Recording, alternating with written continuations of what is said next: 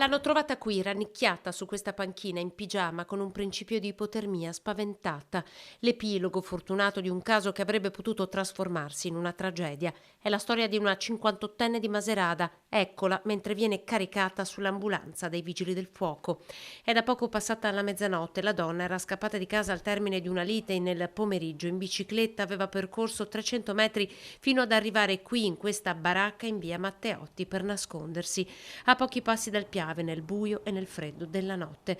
Le ricerche iniziano poco prima delle 20. Ad innescarle il messaggio del sindaco a chiedere un supporto ai carabinieri in congedo e alla sua protezione civile per i vigili del fuoco arrivati con 16 uomini, tra i quali anche i sommozzatori di Vicenza. Ieri sera faceva abbastanza freddo, i vigili del fuoco erano in un gruppo numeroso, avevano dei droni per la misurazione della temperatura corporea che vagliavano tutta la parte dell'alveo del Piave, mentre in questa zona è stata effettuata una ricerca tramite praticamente celle telefoniche. Hanno verificato l'ultima posizione del telefono della persona scomparsa e di conseguenza hanno chiuso il cerchio, hanno delimitato un po' la zona di ricerca. Sono state le unità cinofile alla fine a trovarla qui in questa baracca.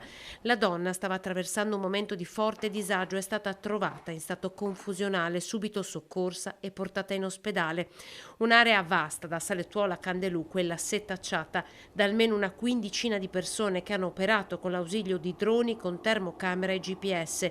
Tanta la soddisfazione di averla trovata. Come donna è stata una soddisfazione perché comunque senti tante cose in giro che sono più gravi, quindi trovare una donna viva dopo una ricerca è sempre una soddisfazione, sia per i miei colleghi volontari, sia per me come presidente donna.